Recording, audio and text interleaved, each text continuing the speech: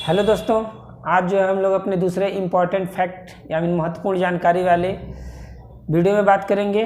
तो आइए दोस्तों, मैं आपको सिर्फ इम्पॉर्टेंट या महत्वपूर्ण फैक्ट बताते हैं। जैसे देखिए, 1908 ईस्वी में बाल गंगाधर तिलक को बंदी बना करके मांडले जेल भेज दिया गया। कहाँ पर? मांडले जेल। ठीक है।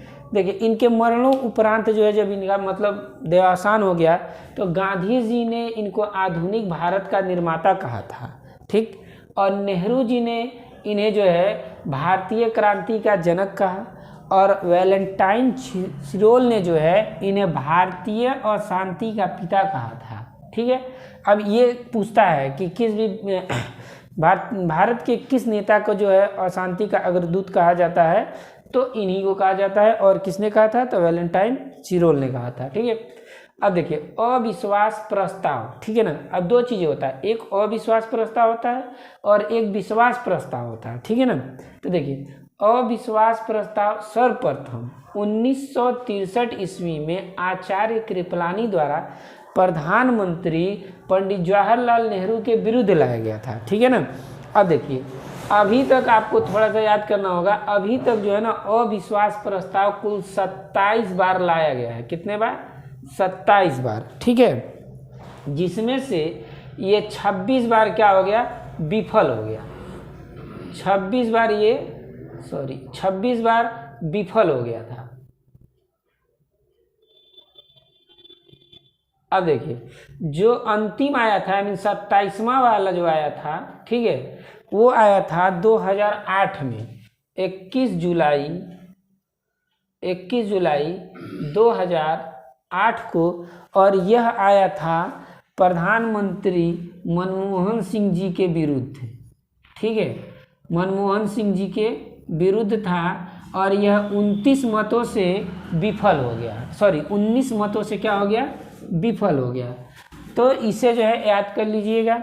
अब देखिए, अब हम लोग बात कर लेते हैं कि सर्वप्रथम विश्वास प्रस्ताव। ठीक है ना।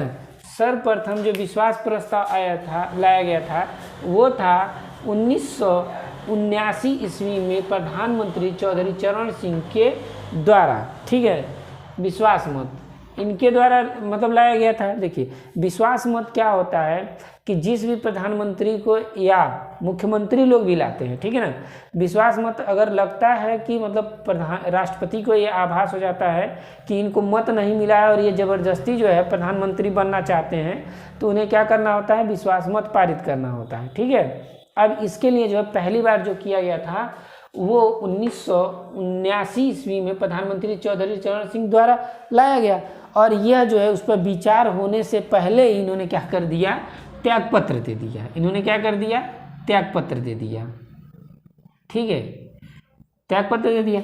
अब देखिए, दो लोग और थे जो विश्वास मत में जो है असफल हो गए थे। एक थे 1990 में और एक थे 1997 में। ठीक है। अब देखिए, जो 1990 में थे वो बीपी सिंह थे, विश्व प्रताप सिंह, और दूसरे जो थे 1997 में वो थे एचडी देवगौड़ा।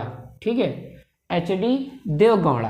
तो इसे आप याद कर लेंगे, काफ़ी इंपॉर्टेंट है और बहुत ही महत्वपूर्ण है। ठीक है। अब देखिए नेक्स्ट, क्या पूछे?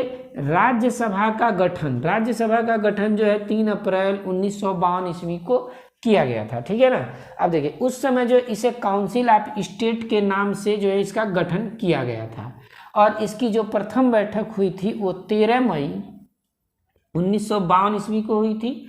और जैसे क्या होता है कि हम लोग जैसे जानते हैं कि राज्यसभा के सदस्यों का जो कार्यकाल होता है वो 6 वर्ष का होता है, लेकिन इसके प्रत्येक 1/3 सदस्य जो होते हैं वो 2 वर्ष पे क्या होते हैं? कार्य मुक्त होते हैं।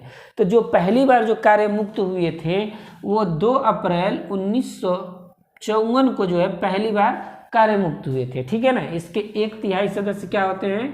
प्रत्येक 2 वर्ष पर कार्य मुक्त होते हैं। तो पहली बार पूछे कब कार्य मुक्त हुए थे? तो 2 अप्रैल 1954 ईस्वी को। ठीक है।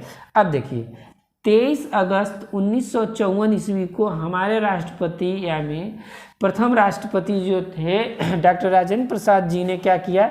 इसे पुनः जो है कहा कि इसे काउंसिल ऑफ स्टेट न कह करके राज्यसभा कहा जाए। ठीक है ना। तब से इसका नाम क्या हो गया? राज्यसभा हो गया। ठीक, अब देखिए हम लोग बात करें लोकसभा। देखिए लोकसभा का गठन जो है 17 अप्रैल 1952 को हुआ था और इसकी भी प्रथम बैठक जो हुई थी वो 13 मई 1952 को हुई थी।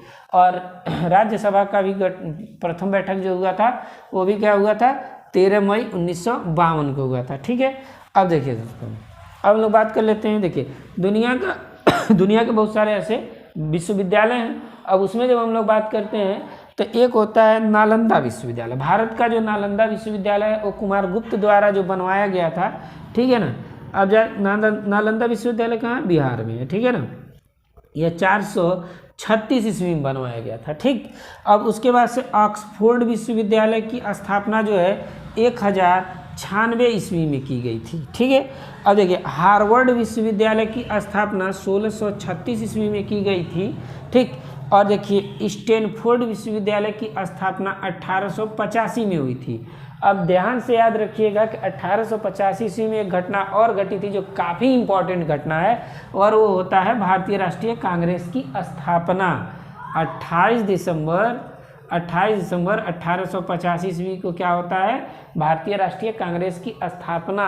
ठीक है, उस समय जो है भारतीय राष्ट्रीय मतलब इंडियन नेशनल यूनियन के नाम से जाना जाता था, बाद में उसे भारतीय राष्ट्रीय कांग्रेस बोला गया था। ठीक है ना। चलिए अब देखिए इसके बाद से जो हम लोग बात कर लेते हैं कि दुनिया का सबसे जो प्राचीन विश्वविद्यालय था वो था तक्षशिला विश्वविद्यालय, और तक्षशिला विश्वविद्यालय की स्थापना जो है 800 BC में हुई थी और राजा तक्ष द्वारा किया गया था। तो दोस्तों आई होप कि मेरा ये जो है इम्पॉर्टेंट फैक्ट्स या मीन महत्वपूर्ण जानकारियों वाला वीडियो आपको काफ़ी पसंद आया होगा। तो चैनल को सब्सक्राइब कर दें, लाइक कर दें, शेयर कर दें तथा कमेंट कर दें। धन्यवाद।